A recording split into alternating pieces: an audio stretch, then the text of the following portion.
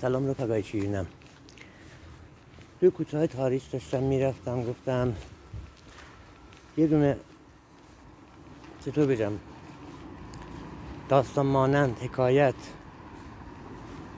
براتون تعریف کنم که هم خودم تنها نباشم تو این کوچه‌های خلوت و همین که شماها یه چیزایی از من بشنویم. میگن توی دهی، توی شهر کوچیکی، همه الاغ‌ها پشتشون زخم شده بود. این الاغ‌ها فکر می‌کردن کار پالاندوزه. همه جمع شدن یه جا و گفتن خدایا این پالاندوز رو عوضش کن، یه پالاندوز دیگه بیاد برامون که هم پشتمون زخم نشه، هم پالانهای محکم و نرمی برامون درست کنه. از گذای روزگار دعای اینا گرفت و یه پالاندوز دیگه اومد. یه پالاندوز که کارش هم نسبت به اون یکی خوب که نبود، بدترم نبود، یعنی بد بود ولی به بدتری اون. خلاصه اینا چندین و چند بار از خدا خواستن و هر وقتم که میخواستن خدا اجابت میکرد و یه پالاندوز دیگه براشون میومد. گذشت تا روزی که یه اسب اینا رو دید. گفت چیکار داری میکنی؟ یعنی هیچ، داریم از خدا میخوایم که یه پالاندوز دیگه بیاد برامون. گفت تا حالا خریت کردین، تا حالا خریت کردین، سواری دادین، بار بردین، میخوایم پشتتون زخم نشه، چرا پالاندوز عوض میکنین؟ چرا از خدا میخوایم پالاندوز رو براتون عوض کنه؟ خب شما یه کار خوب میتونین بکنین. گفتن چی؟ گفت اگه میخوایم پشتتون زخم نشه، اگه میخواین که از این به بعد کسی سوارتون نشه، بار باهاتون نبره، بهتره که موقع سوار شدن کسی جفتش بندازین، نافرمانی کنین. بهتره که از این به بعد فقط کارتون باشه جفتش انداختن و نافرمانی. اینجوری نه پشتتون زخم میشه، نه احتیاج به پالاندوز دارین. مثلا صاحبتون ببینه اینجوریه، پالان نمیذاره پشتتون. دوستان روی حرفم با کساییه که بد و بدتر رو نمیشناسم. روی حرفم با کساییه که آوردن زندگی رو یه جوری پیش دادن که واقعا کمر بعضی شکسته شده جریان پالاندوز و پشتای زخمی. ولی این ملت، این جماعت نه تنها پشتشون زخمه بلکه تا اعماق دلشون هم زخمه. به قرآن همه ما گناه داریم، نه اینکه گناه داریم. نمیخوایم که دلامون بشکنه، نمیخوایم که پشتمون زخم بشه. من کسایی رو دیدم و میشناسم که به نون شبشون محتاجن. دریغ از یه لقمه نون. پسری رو میشناسم که قبل از ظهر مدرسه میره، بعد از ظهر از همین سطلای آشغال برای خودش ضایعات جمع میکنه و میبره میفروشه. زنی رو میشناسم که بیوه است و کار نداره برای انجام دادن، کسی هم نیست به دادش برسه. مگه ما هیچ اسمونو گذاشتیم انسان؟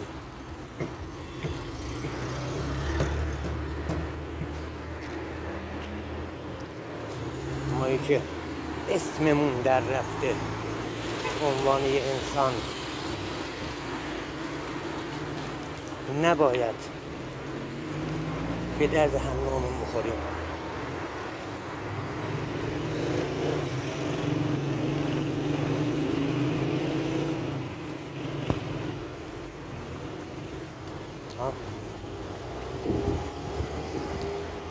نباید. ببین خودم دارم از کوتاه میرم. میخوام اینجا رو ببینین. بقیه برنامه بقیه ویدیوم یه جاهایی هست که میخوام اونجا رو ببینین. ببینید فقر چقدر فرق میاره، چقدر فرق میکنه. خونه های 2-3 طبقه، درای دور با دور، ماشین های دور با دور، آدم هایی که دارن کسشون نمیرزه. معذرت میخوام، چششون نمیجزه. یه کسایی هم باشن که نداشته باشن بخورن، نداشته باشن دسته بزنن، شب با شکم گرسنه خوابیدن. میدونی یعنی چی؟ میدونی کسی این شهر، این سر شهر تا اون سر شهر رو پیاده بره یعنی چی؟ میدونین مادری مریض باشه و پسری بخواد از داخل سطل آشغال پول داروهاشو جمع کنی یعنی چی؟ نه به خدا خیلی همون نمیدونیم، خیلی همون اصلا متوجه نیستیم. ببینید خونه ها رو، ببینید محله رو.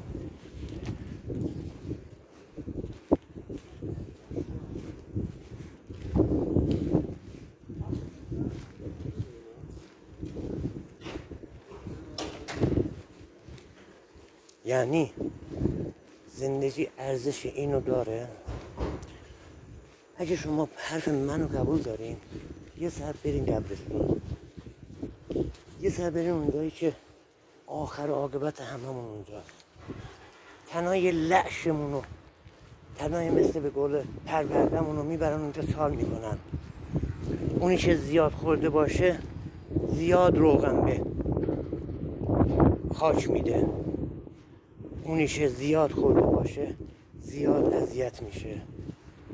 اونی که مثل من، مثل ماها نداشته باشه کم زرد میکشه. بعضن مردن هم براش راحته، چون چیزی نداره دلتنگش بشه. فوقش دوست و بچه، نوه، همچین چیزایی. بریم ببینین غنی و فقیر، شاه و جدا، زرگر و کارگر، لات و روحانی، عرقخور و تریاکش، همه زیر خاکن، همه زیر خاکن. خاکی که تصورش نمی‌کنی این همه جمعیت تو خودش جا بده. درسته هممون از خاکی، ولی دوستان چی میشه که کمک کنیم و اسممون بد در نره؟ همه بگن آدم خوبی بود، همه بگن منصف بود، به درد فقیر میخورد، هر کی ازش کمک میخواست به دادش میرسید. دوستان بیاین این سنگریزه های کینه از فقر رو از تو دامنمون بندازیم بیرون. بیاین یه رنگ باشیم، تو عالم یه رنگیمون واسه همدیگه قشنگ باشیم. خب خانواده تو، خانواده من، خانواده ما همه دوست دارم، همه دوست دارم، همه دوست دارم خانواده هاشون تو رفاه باشن. همه دوست دارن یه طوری باشه که همه داشته باشن. کی از پولش خوشش نمیاد؟ کی از پولای ما خوشش نمیاد، کی از پولای منها خوشش نمیاد، کی از پولای شماها خوشش نمیاد. همه خوششون میاد. هممون اعتقادمون بر اینه که یه خدایی هست، ولی کو خدا؟ کجاست؟ چرا من نمیبینم؟ چرا پسر بچه‌ای که 2-3 روز میشه آب و غذاش تغذیه‌اش درست نیست، مقعدش خشک شده، نمیتونه بره دستشویی؟ اگه خدایی هست چرا به اون کمک نمیکنه؟ اگه خدایی هست چرا گوشه این مردم ثروتمند رو نمیگیره که بگه آقا اگه به دردشون بخوری به دردت میخورم؟ ولی نه، از این خبرها نیست، اصلا از این خبرها نیست. من خدایی نمیبینم. کار ما شده فقط و فقط آزمایش دادن، شدیم موشای آزمایشی یه دونه خدایی که ندیدیم. من کفر نمیگم، خدا هست، اعتقاد قلبی دارم، ولی به خاطر این میگم که چشم گوش همه باز بشه، بدونن که خدایی هست. ولی چون دقت کن، ولی چون ما به درد همدیگه نمیخوریم، خدا هم میبینه، میشنوه، حاضر و ناظره، همه جا هست. خودش هم نباشه ملائکه‌ش هست، فرشته‌هاش هستن. همون خدا میبینه اینا نمیرسن به داد هم. یا خب اینا که به داد هم نمیرسن، من چرا بهشون؟ اینا دلشون برای همدیگه نمیسوزه، من چرا دل بسوزونم؟ اینا که همدیگه رو لط و پار میکنن، من چرا نکنم؟ اینا مثل این که آدمایی هستن که خوششون میاد. دوستان من تا حالا حرام نخوردم، هرچی برای خانوادم آوردم همه حلال بوده، حرامیت داخلش نبوده. و همون خدای احد و واحد الان 48 سالمه و تا الان 4 بار بیشتر، اصلا اون 4 بارم نه، دکتر نرفتم. حتی برم بگم فلانی سرم درد میکنه، تنم درد میکنه. از 17 سالگی کار کردم، دست خانواده‌مو گرفتم، دست زن و بچه‌مو گرفتم، دست به قول معروف پسرمو گرفتم، حرام خوردشون ندادم. قربون شما عزیزای من، بیاین با همدیگه همت کنیم، بیاین اون ریشه غیرت رو تو دلامون، تو مغزامون، تو وجودمون، تو رشته های اعصابمون بکاریم تا بلکه بتونیم این فقر رو از این مملکت به دور کنیم. بیاین با همدیگه تلاش کنیم، مسئولانه تلاش کنیم. نگیم فلانی رئیس فلانجاست. آقا تو هم رئیس یه دونه کوچه‌ای، تو هم رئیس 2-3 نفر هستی. تو با اونا باشی، اونا با خدا باشن، مسئولا هم با تو هم. مسئولا میبینن کارهای ما رو نظارت میکنن. بیاین همتی کنیم و دست فقیرها رو بگیریم. ببینید اینجا آخرین ساختمانیه که واسه آقایون غنی تموم میشه و اون ور کوچه جاییه که فقیرها میشینن، جایی که مثل من فقیر بیچارها میشینن. عزیزای من، عزیزای دلم، قربون شما، همت کنید و برسید و برسونید.